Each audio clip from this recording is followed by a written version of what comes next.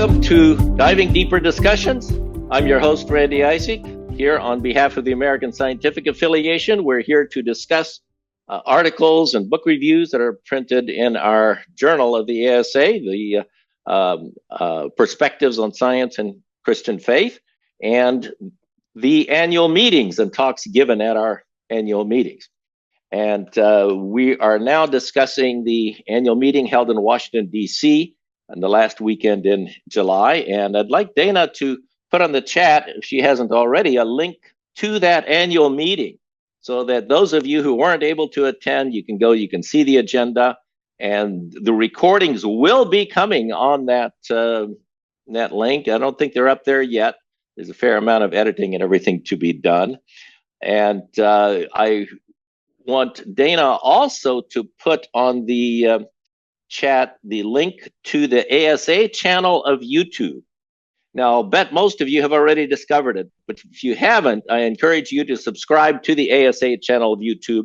We're migrating to a place where all of our videos and content are being uploaded onto the ASA channel of YouTube, and all of the plenary talks will be there.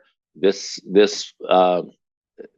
program is going to be on all the Diving Deeper, so that's a good channel to have and to subscribe to. So that link will take you over there. So with that, I'm very delighted to have as our topic for today the plenary speaker that was July 27, Saturday night at our annual meeting in Washington, D.C. And speaking on the topic, "Come, let us reason together on truth, science, faith, and trust." Speaker was Dr. Francis Collins. Welcome to the program, Francis. Great to be with all of you. As a longtime ASA member, I'm thrilled to have a chance for this conversation. Randy, thank you for hosting it. You and I are long-term friends, and it's nice to have this connection today. It's very good to be here, and I think most of the people here know you. You've had some name recognition, but I'll bet there's a few of people here who don't know you, and maybe there are a few things about you that people don't know. So just very quick, a few things about you. First of all, some basics. Where were you born and raised, Francis? I was born in the Shenandoah Valley, Virginia, near Stanton, which is spelled Staunton, but if you're a native, you call it Stanton.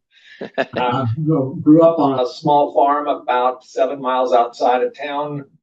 Eventually moved in town because my grandmother lived there and needed somebody in the house to help her. So yeah, I'm a small town guy. That's great. A beautiful valley between the Blue Ridge and the Alleghenies. That's great background. I think almost everyone here has heard your story of how you came to faith, but we don't know why you went into medicine. What made you interested in going becoming a doctor? Well, it didn't start out that way. My first interest in science was in chemistry, largely because of a really incredibly well-taught chemistry course when I was a 10th grader with a very dynamic, charismatic teacher. By the way, most people I know in science, I bet it's true of a lot of the people that I'm looking at right now, have a story like that. There was yeah, and I could see some good chemistry teachers right here. Yeah, on that course, and like, oh, that's what I want to do. Yeah.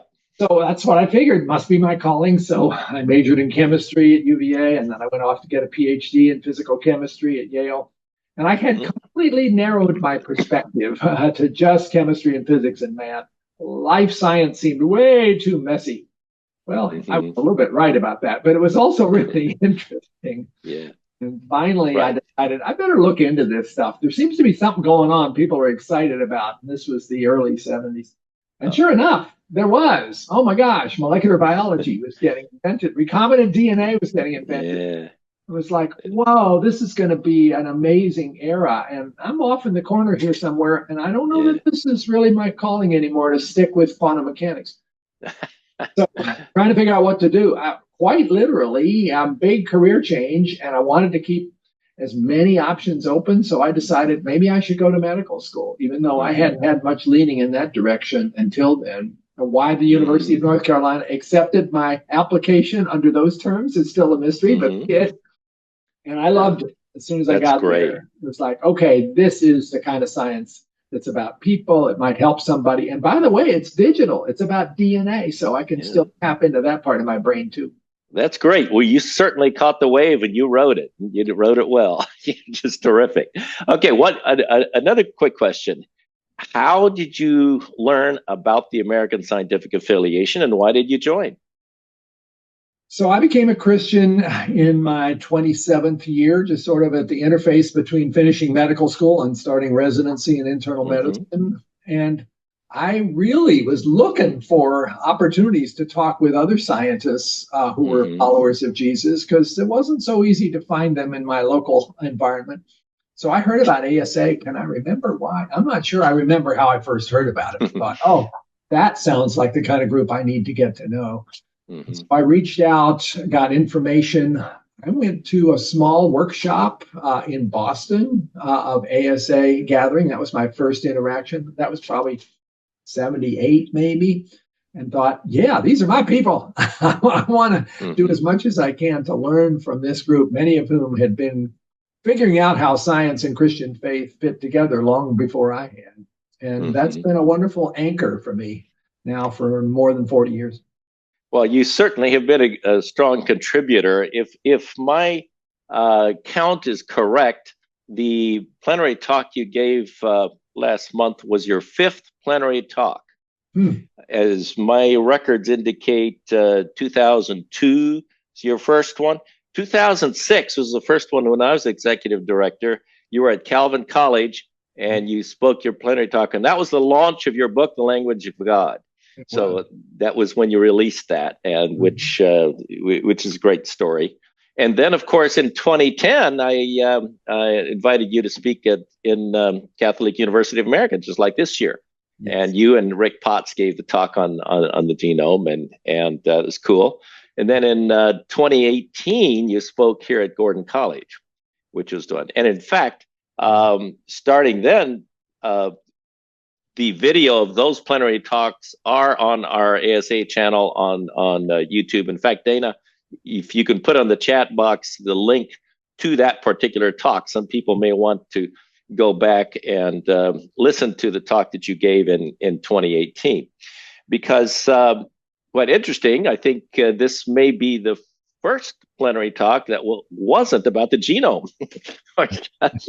You've been almost a one-track pony here for a while, but you've broadened out a little bit. So help us all understand a little bit about how's this change in focus here, and what made you move on from DNA and DNA and DNA and focus on this topic of truth, science, faith, and trust. Well, I had the privilege of leading the Human Genome Project from 1993 to 2008, and then I got restless and felt like there was something else I was supposed to do. And then, to my surprise, got called upon to come back to NIH and serve as the director over all of the biomedical research enterprise that NIH is responsible for, the largest supporter of biomedical research in the world. So that included some spreading of my horizons into places that were far beyond my familiarity with the genome. I had to really understand things like neuroscience and immunology, all those topics that have been friendly sort of neighbors, but now I needed to get to understand them better. And it was an amazing experience over 12 years, serving for 3 presidents, Obama, Trump, and Biden. But of course, that also collided with COVID, which emerged in those last few days of 2019, and which consumed every waking hour, and a lot that should have been sleeping from me in 2020 and 2021 until I stepped down at the end of 21. That was both the most amazing scientific triumph that I think humanity has achieved, the development of vaccines that were safe and effective in just 11 months and saved, by estimates from the Commonwealth Fund, 3.1 million lives in the US alone.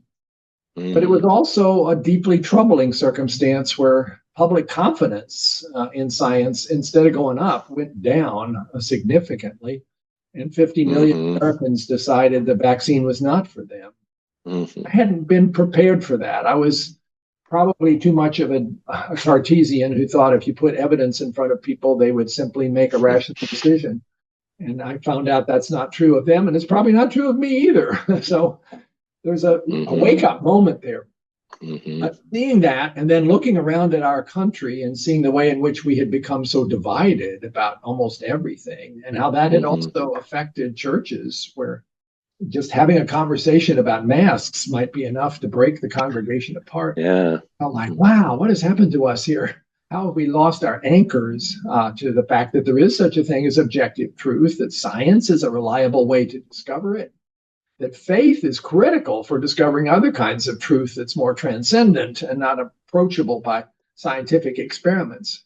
And then how do we decide who to trust? So those four things basically seem to keep bubbling up: truth, science, faith, and trust. And they all seem to be out of joint and in need of some kind of re-anchoring, recentering. And I didn't know what I could do about that. But more and more I began to think, if I have a little bit of credibility somewhere, maybe this is something I have to pay attention to. And Tim Keller, who was my most important spiritual mentor for the last few years of his life, kept pushing on me. Francis, you've got to write something about this. And ultimately, that led to the writing of this book, which Janelle Curry has put the link up in the chat box. Thank you, Janelle. Okay. All right. Thank you. Yeah, Dana had it ready. I was ready to post it. That's good. Thank you. The Road to Wisdom, which is coming out on September 17th, and which was the main topic that I discussed at that wonderful ASA meeting. And I should say, because I saw both of them on the Zoom here, Mike Vidler and Cy Gart, you guys did a phenomenal job with that particular meeting. I learned so much. I met so many interesting people, and having all the trainees and the students there just really enlivened the whole thing. That was great. It did. It was a great meeting, as each one is very stimulating every year. So it's great to have you here, but it's not intended that you and I should talk and make everybody listen. The intent of the Diving Deeper program is to give ASA members and friends the opportunity to have discussion with you directly. So we have 7 people who submitted questions in advance, and then we'll open the floor later. But Dana, if you could enable people to unmute, I'd like to ask all of you to keep your microphones muted unless I call upon you. And I will call on you, and you can then ask your question. And after we've gone through the 7 submitted questions, then we'll open the floor, but I'll call on you. I will ask you to raise the hand in the following way. Look at the icon at the bottom where it says reactions. And under the reactions bar, there will be the raise hand bar.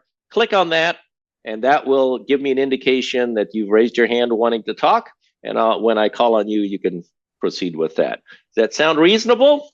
Well, whether it is or isn't, we'll continue. And the first person submitting question was Fred Cannon.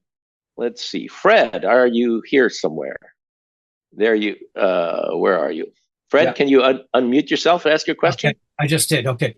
Francis Collins. I was a Boy Scout counselor at Shenandoah Boy Scout Camp, 7 miles west of Stanton, Virginia. When you and I were teenagers, and I bet if we played the Did You Know game, we'd find some people that we both knew in common. I bet we would. My mother probably had something to do with Chuck Colson becoming a Christian. Yeah. And so I've been intrigued by how, and my brother's mentor probably had something to do with the first elected president of Taiwan to become a Christian.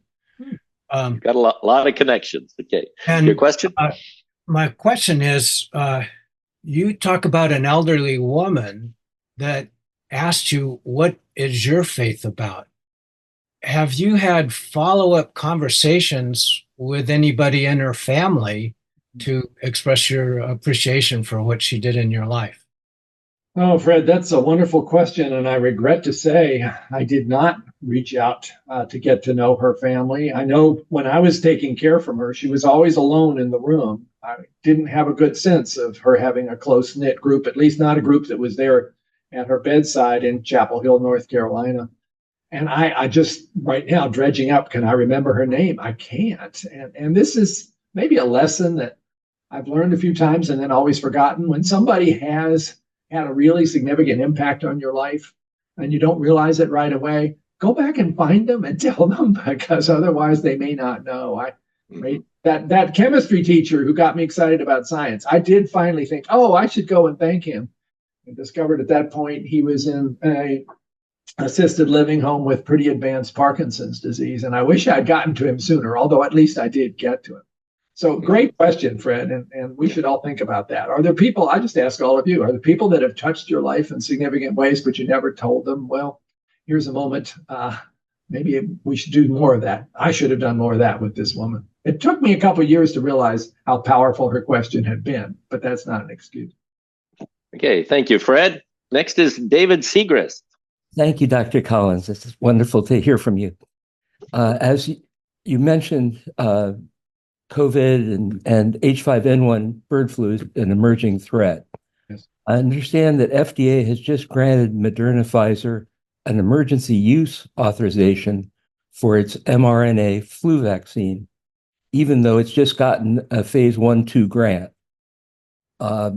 Is that unusual? And then how do you see the strategy of vaccination? Because for H5N1, since I know you already control or have controlled a large quantity of cellular vaccine. Thank you. Well, I don't control it much anymore since I'm not anymore in the position of NIH director. I'm surprised by one thing you said. I know that the government did give $176 million to Moderna to empower them to develop this mRNA vaccine for H5N1, given that that's a serious concern right now. And so they're just doing the phase 1/2 trials. They'll have to do phase 3 trials before FDA would ever grant them emergency use authorization to give that to you and me. So I don't think that'll happen until 2025. That was what I would expect. And I was surprised when I saw it in the news. I'll have to go back and check my source. Yeah, I wonder if that was a misstatement by somebody in the news media. Meanwhile, there is a source of H5N1 vaccines called CSL Seqirus, and the government has just contracted to buy 4.8 million doses of that vaccine, which is a cell-based vaccine. It's not mRNA, to put into the stockpile in case it's needed. And I also saw there's in our stockpile millions, tens of millions of doses from way back 25 years ago that is also directed against H5. Not exactly the one we have now, but it looks like there's some cross-reactivity. So we might have a little bit of a backlog there.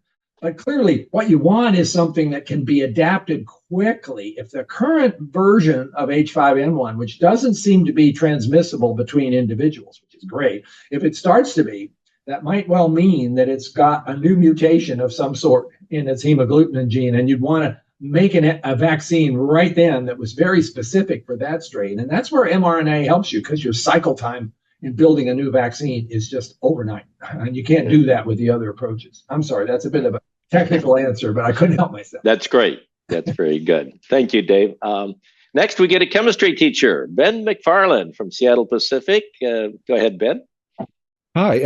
Yeah, and I want to mention, as a chemistry teacher, I have used the 2018 plenary when I talk about sickle cell anemia. I've assigned that to my students, and they don't complain. They seem to like the listening to the lecture more than listening to me. So I'll take that. But my question, of course, also pivots around this question of trust. And in 2020, before 2020, my conversations in my church were with people about evolution. In 2020, all of a sudden, there's conversations about vaccines, and even conversations with the pastors about what should we do about worship services and masks and things like that. So it's a little bit like, Francis, the work you've done with Braver Angels. That feels like those conversations. And sometimes the people are coming from a very different standpoint. And I just want to know, in your work with Braver Angels, like, one of the people I was talking to talked about how much trust he felt like he had lost when in 2020, and I'm in a very blue state. I'm in Washington. We had restrictions for a long time. We also kept kids out of school. We did remote schooling for a very long time. In my opinion, too long probably for the children that we were talking about. Mm-hmm. And so I sympathize with them when we talk about that. That's one of the things with these Braver Angel type conversations. But the depth of the response sometimes, one of the people I was talking to said, this was like Watergate for me. COVID was like Watergate because I completely lost trust. in the institutions. And I'm like, well, I said that the vaccine would be good, and it ended up being good, but the addition things, I think the vaccine proved itself to be good. But how do I bridge this gap to somebody in my church? We're both worshiping together and we're talking about the policies for next time. When does and this person feels like they can't trust the institutions, they can't trust the FDA. How do I reach across and rebuild that trust with somebody who feels like it was such a seismic change in his trust for the institutions? Maybe your Braver Angels conversations has something to say about that, but I just wonder in general, how do I do this? Yeah, it's a very familiar kind of conversation that I've had over and over again for the last more than 2 years that I've been part of Braver Angels, because a lot of people come to those discussions with exactly that same kind of perspective. And it has to start with the willingness to listen. And the question that seems most helpful from my perspective when somebody is expressing that kind of view is, how did you come to believe this? Walk me through. What were the things that caused you to decide not to trust in a particular institution? Tell me about that. How did that feel for you? And then try to understand what's the foundation underneath it. What I have found doesn't work is to say, well, you're wrong, and let me tell you why you're wrong. We all want to do that, right? We want to say, I want to win this argument.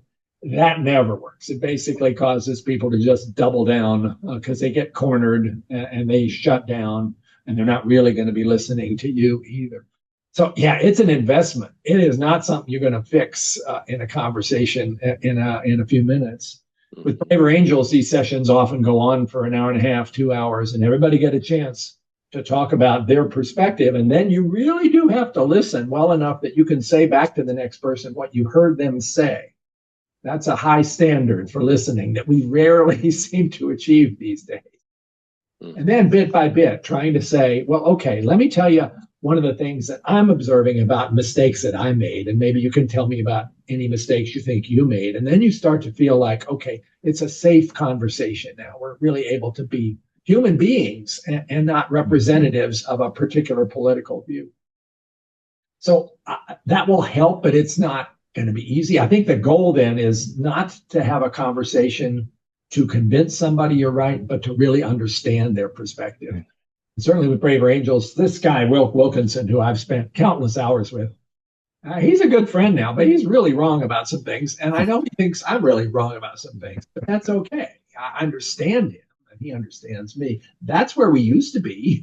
Now it's okay, we don't agree, we have to be enemies. Churches ought to be the place where we could do more of this, coming together, standing on our foundation of loving our neighbors and our enemies. But boy, churches sometimes seem to be the place where the animosity is the strongest. If you have a chance, all of you in those circumstances, to try to be representative of, they'll know we are Christians by our love, then by all means, that's probably the best way to try to begin to turn this around. But it is so sad to hear these things. I mean, gosh, Watergate, there were criminal activities there. Do people think that the public health officers at CDC and FDA actually had the intent of conducting criminal activities and benefiting personally? No, these were people working incredibly hard with very imperfect data, trying to figure out what would make the most sense to try to save lives. And I wish somehow we could convey to people who are so disappointed and distrustful that these were their fellow human beings in a very tough spot, trying to do the right thing and making some mistakes, but also doing some things that saved millions of lives. Right. Okay. And building on that theme, our next person to ask a question is Pastor Terry Defoe from Saskatchewan. Terry, I saw you here somewhere. Yes. If you can. Okay, go ahead. Yes, Dr. Collins, I have a question related to social media. I'm one of the folks, and I know there's others in the group here that I can see this day, who are on social media fairly often every day. For some reason, Facebook faces me with the first group that I see is a young Earth creationist group. I think they know that they should show that to me first, because I spend some time discussing issues. But my question is this. there's lots of us who are on Facebook and have a chance to make comments in terms of the misinformation that we see. And a lot of folks I've talked to have said, don't bother with that. It's a waste of time. You just get into it, go down a rabbit hole, and there's a go into it. I do respond to folks. I make some comments. Once in a while, there's another Christian or pro-science person who will jump in and help me out. And my question would be this. I'm thinking that if science-related folks from all over were willing to do that, there would be a lot of folks. We could all do our little bit, each one of us, in terms of responding to these folks. And they, when they post misinformation, they would expect someone to respond to them in a pro-science way right away. Maybe that would help them to be a bit more honest with what they post. But your comments. That's a good question, and it's a tough environment. Social media, I have found so many reasons to worry about the possibility of getting truth distributed in that circumstance, even when the truth is just as clear-cut as it can be. There's so much opportunity there for misinformation and intentional disinformation to spread, especially if people are able to post anonymously and don't even have to take responsibility for what they just said, which is often adding to the meanness of the whole environment. Maybe it comes back to what we were just talking about a minute ago with Ben about how you actually engage in a conversation with somebody who's taking a view that you think is not right based on the scientific evidence. First, trying to understand where they're coming from. I think most young Earth creationists come from that view because that is the perspective that they have been taught is a salvation issue. It's critical for their faith. And if they let any crack show in the idea that the Earth is actually 4.5 billion years old, the whole thing is going to collapse. So it's a topic of enormous fear for them. I think the only thing one can say to somebody like that is, there are serious Christians who read the same Bible that you do and expect that there's truth there in all kinds of ways and that it is without error, who actually interpret the Bible a bit differently and don't see that young Earth is the required perspective. And one of those was St. Augustine in 400 AD. So maybe this is not an issue that should be so fear-inducing. Yes. But to come at them and say, well, look, all the recent radioactive dating says that the universe is 13.7 billion years old. So you're just full of it. That's not going to get very far. And I'm sure you wouldn't do that anyway, Terry. Sure. Yes. Yeah, again, a loving sort of response, sort of, why do you think this? And there are other people who feel differently. And by the way, there are resources, point them to BioLogos if they haven't found that yet, as a place where really serious believers are actually quite much engaged in this topic, and they might learn a lot that would reassure them and take away the fear that they're carrying on their back. Mm-hmm. Absolutely. Thank you. Okay. Thank you. All right. Next, we have Del Kuhn. I appreciated your lecture, and I'm also a fan of your 2018 lecture. My question is also in the area of community involvement, because when we're involved with something, whether it's, scouting, service organization, whatever, besides what we contribute, what the organization does also reflects on us, whether we agree with it or not. So I'm wondering whether you've got any suggestions for criteria about who to choose to get involved with.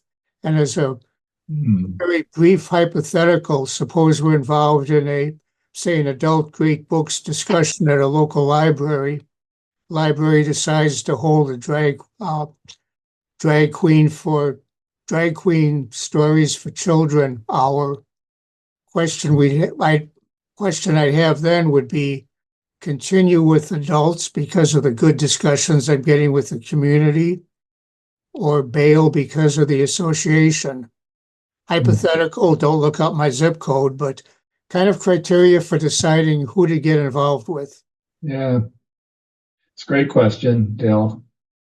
I guess Jesus modeled for us hanging out with the tax collectors and the sinners. And so I think we are not supposed to hide off in a corner and only mix with people that we think are absolutely perfect Christians, as if we could find any of them, but maybe some more than others.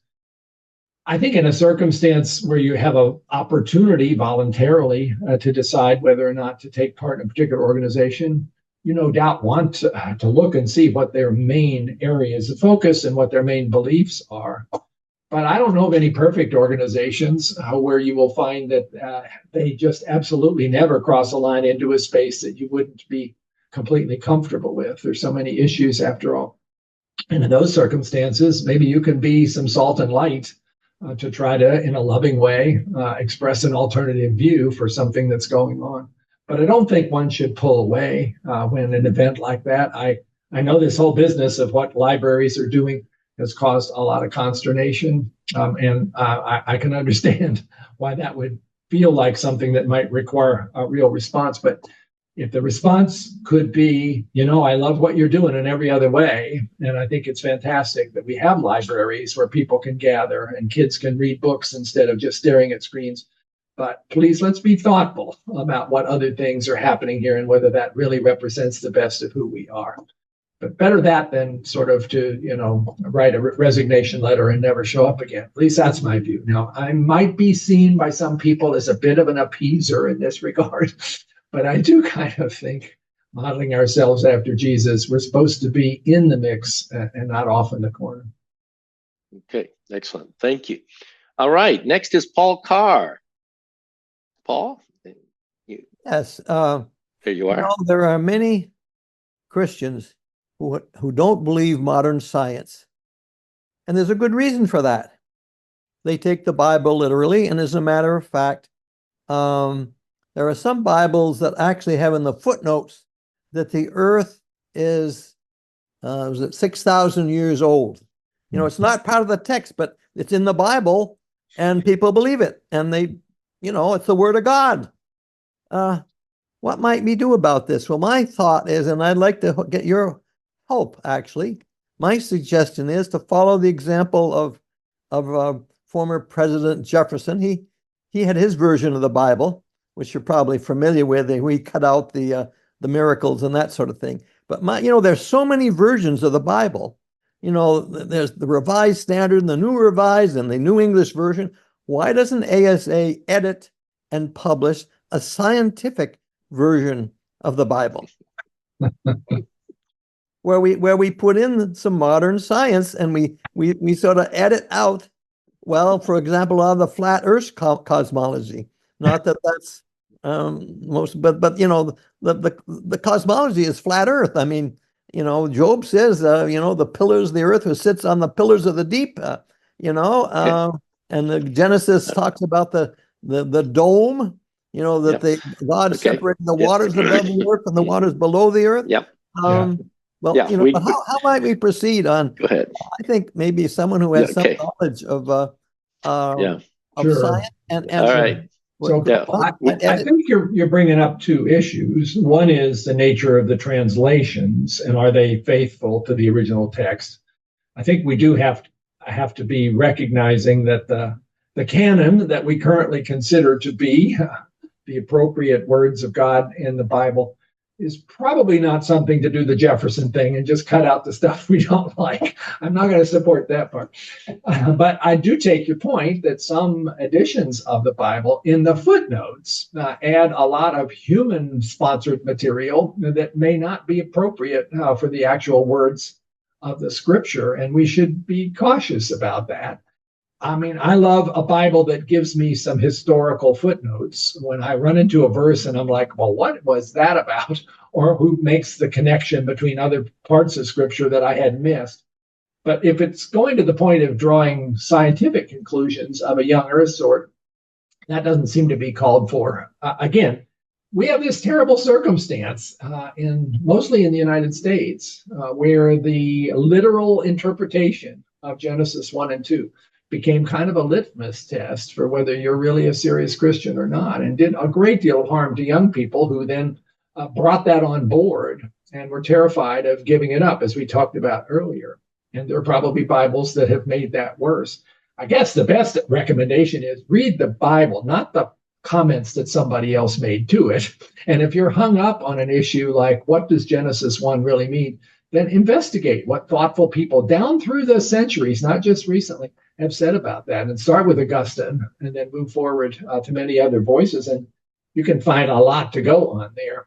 Biologos in an effort, it's not a Bible, but it's a curriculum for students in high schools that are Christian high schools or homeschools, where they often get the young earth perspective as the only way to interpret Genesis, and then are set up for a terrible tragedy when they get to university and find out what the real truth is.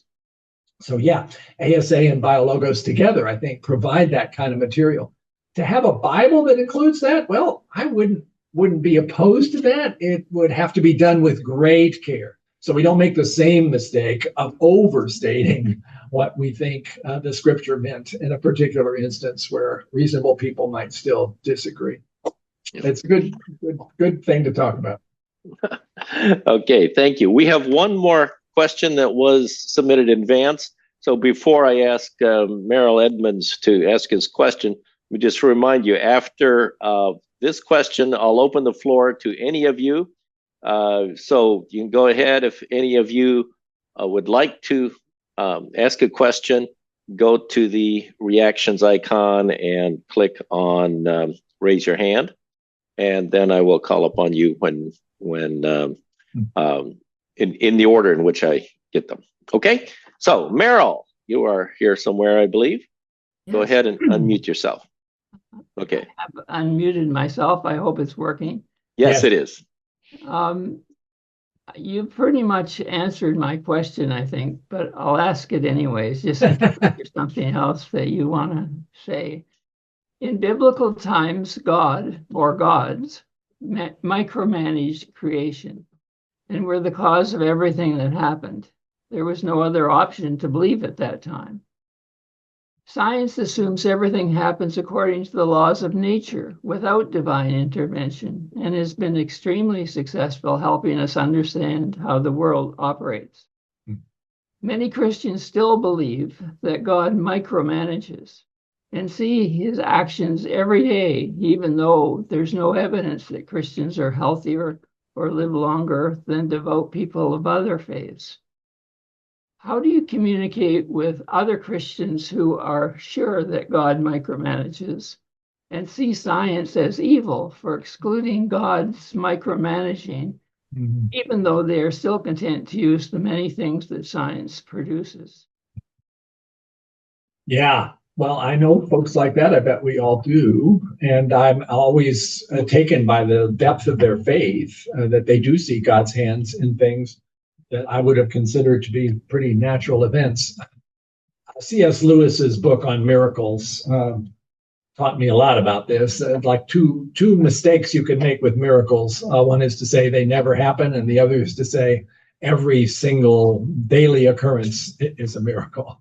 The truth has got to be somewhere in between, and we all certainly accept that one miracle, the resurrection of Jesus Christ literally from the dead, broke all the laws of nature for sure, but in my perspective, was an absolute historical fact upon which my faith rests. So I'm okay with somebody saying, well, do you believe in miracles? And being able to say yes, but have I seen them myself? As a physician, I've seen a lot of people who recovered from illnesses they weren't supposed to, and some would call those miracles. And I always find myself looking a little skeptically, like, well, that might have an explanation of a purely natural sort. So how do we help people with that? I don't know that you're going to be able to change somebody's mind who sees God's hand in things that you and I would say are just natural occurrences. But it is too bad if that goes along with the rejection of science as another valuable way to learn about things that can help you. And there, I think we have to really try to convey that science is really worship. Science is really just trying to use the tools and the intellect that God gave us to uncover things about God's creation that are amazing and beautiful. And I think God wants us to make those discoveries. We're given that curiosity and we follow it. And that should in no way be a threat to God, because, he's behind all of it.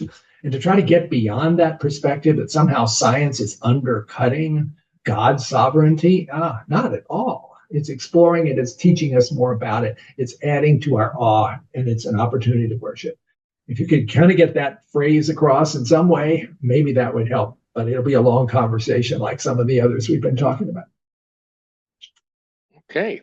Thank you all very much. So now let's open it up to anyone else who wants to ask a question and raise your hand. We've got a couple already. If you want to get in line, go ahead and raise your hand, and we'll start with Keith Miller.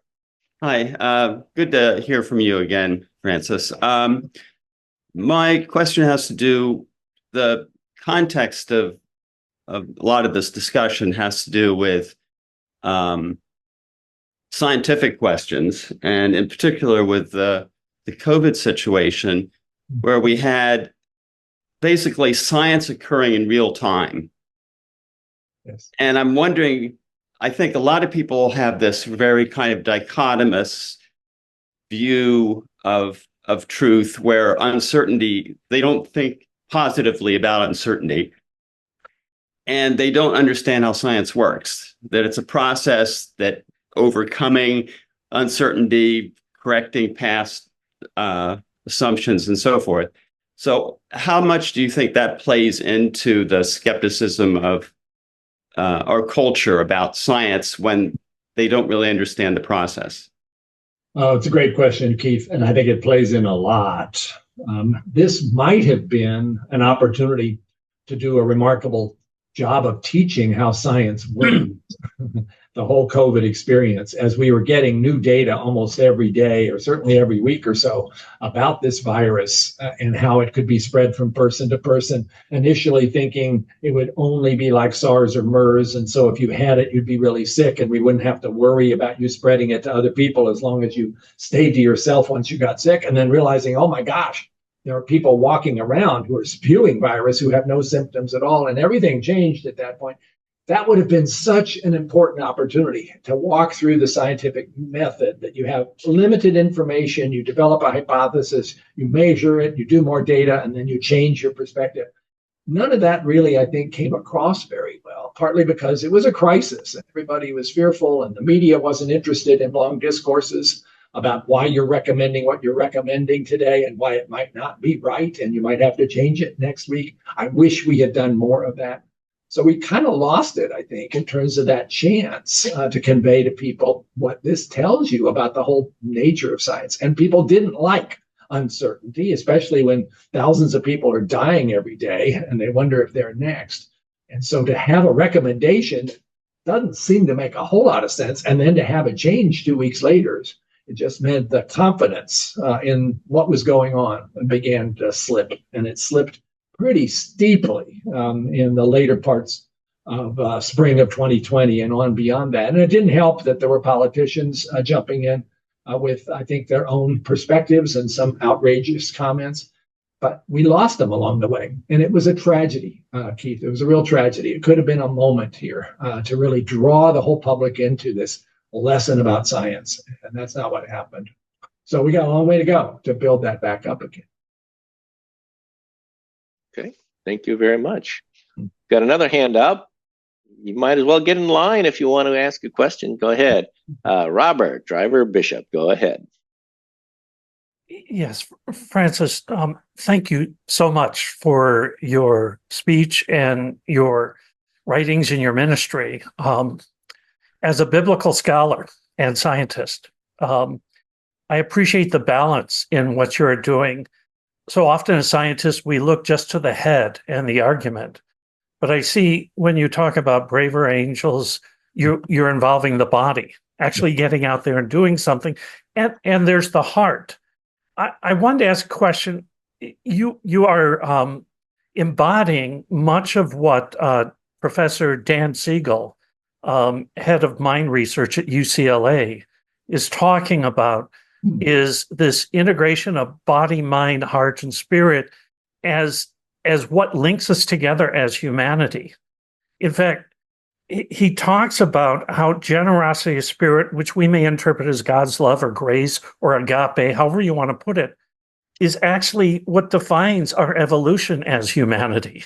Mm-hmm. And his seminal book that came out last year was Interconnected, that I highly recommend because it integrates science with, I believe, faith anthropology, spiritual anthropology. Mm-hmm. But I just want to ask your thoughts on the importance of generosity in all that we do. What a great question. And I appreciate your pointing out this book by Dan Siegel, which I have not read, and sounds like I should pick it up and see, because it does resonate. Also reminds me of Pascal's famous description of just what you're saying, that the heart has reasons that reason knows not of. Yeah.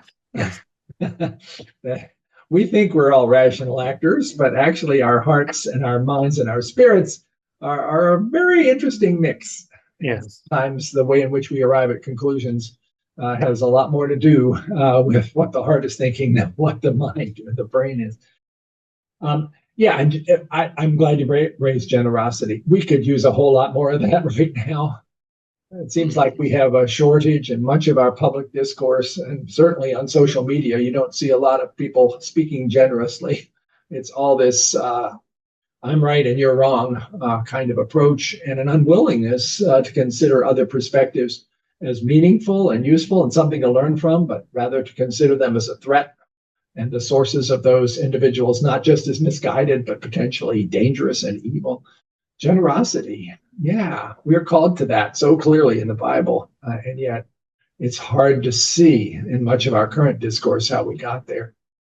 So yeah, and maybe a way to understand that better is to be more aware of our own limits. Another metaphor that I'm fond of is Jonathan Haidt's metaphor about the rider and the elephant.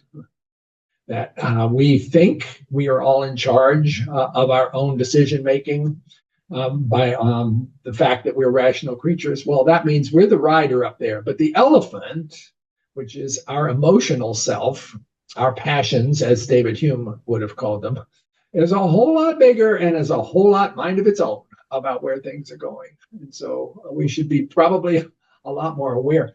Even for us as scientists who cherish rationality and the evidence basis for everything, that we have our own biases, our own blindness to things that don't fit with our particular view. And we can get caught up in those same things, and we can stop being generous as well if somebody seems to be coming at us with an attack that we think is unjustified. Thank you. When I teach seminarians, I always emphasize that the word Genesis is not from the Indo-European word that means beginning. It is related to generosity. So way back then, they knew the connectivity. Generosity is the starting point of all that we are and do. I love that. Thank you for that. Okay. Yeah, I didn't know that. All right. So I just want to remind everyone that we need to stop at the top of the hour today. So we have about 10 more minutes that we need. So we can still get several questions in, and don't be afraid to raise your hand. We've got two of them in queue right now. Terry Gray, good to see you again. Go ahead. Hi, Francis. Good to see you again. And I'm glad I finally got to hear your talk. I wasn't able to come to the meeting. I'm thinking that this issue is a right-left issue. It's become that, at least. Whether it's the vaccine or the climate change, and I think part of at least the way I think through it, the part of the reason it's a right-left issue is that the right feels like there's a lot of government control involved in solving these problems.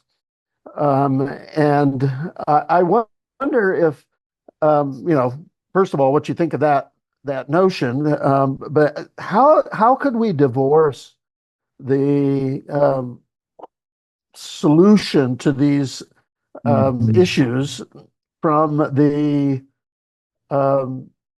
strong government action that seems to be required to solve them? Is there a way to get at this without having, strong government action to solve the problems? Yeah, well, there's a lot to unpack there about our current divisive situation. It has become pretty much the norm for people on the right to be suspicious of any actions by central government. Yet it's hard to imagine how in a pandemic that's affecting the whole country, you could have a response that would be effective without some coordination at the federal level. So it's kind of flying in the face of that. But because that political attitude is so strong, you can also see that the resistance to things that science has put forward, like vaccination, is very strongly politically connected. And it's had consequences. A recent study in Ohio and Florida looking to see what was the death rate from COVID and the acceptance of vaccinations, very tightly tied to political party. That people who had voted Republican were significantly more likely to die in the COVID pandemic because of resistance to vaccines. Now, there's something totally wrong there. There's a scientific issue. It should have nothing to do with partisanship. But we've slipped into that mode, and it's almost as if the left has now become the party of science, and the right has become the party of anti-science, which is just terribly misguided and dangerous. But in our current circumstance, if the other party is for something, then I need to be against it. And that's kind of the way it's been playing out, as you can see in this instance.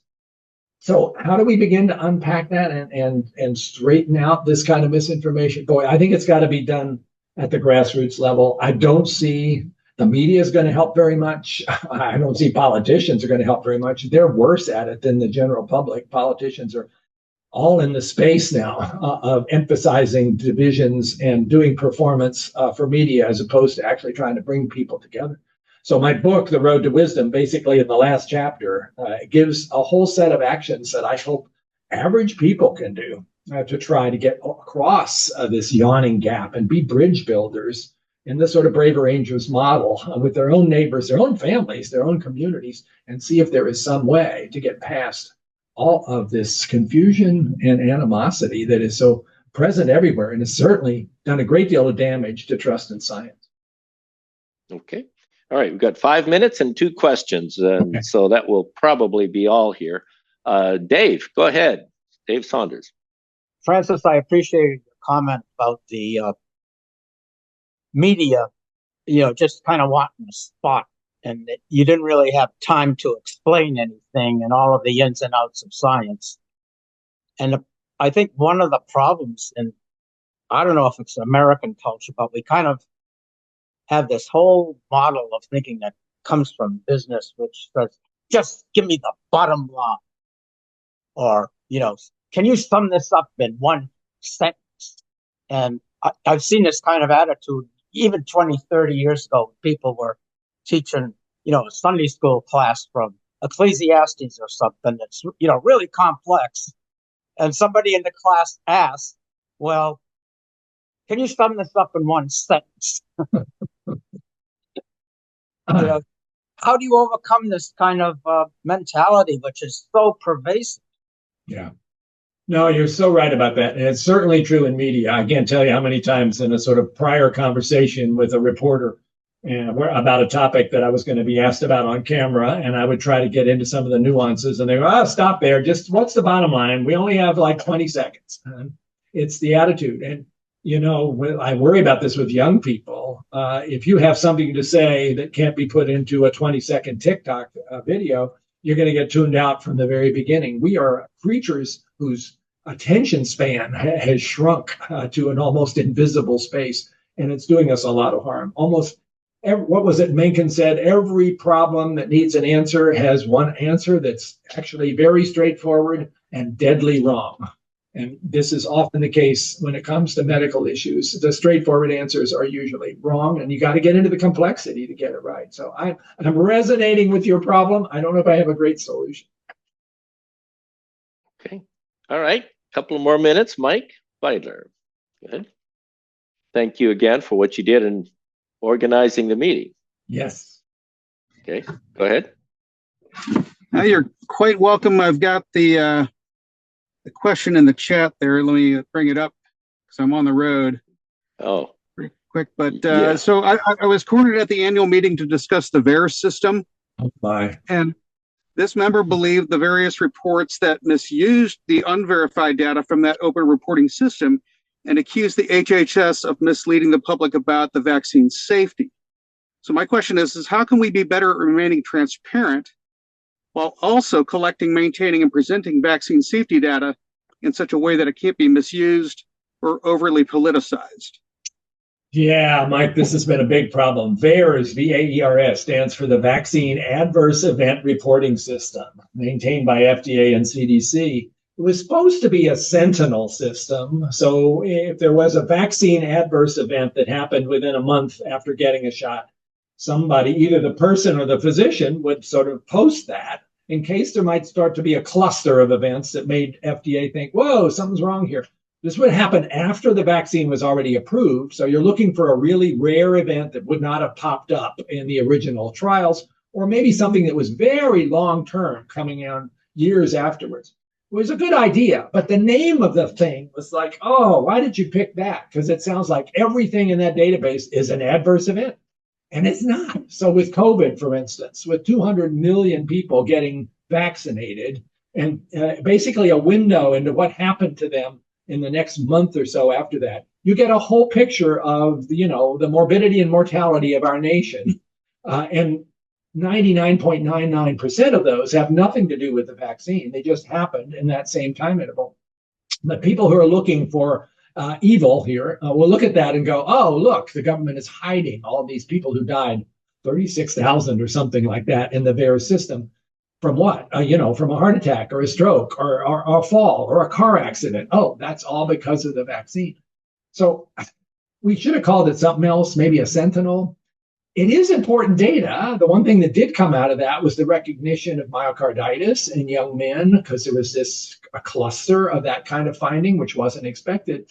But most of the rest of it is just noise. And again, we have a science education issue about the difference between signal and noise, which was not well served.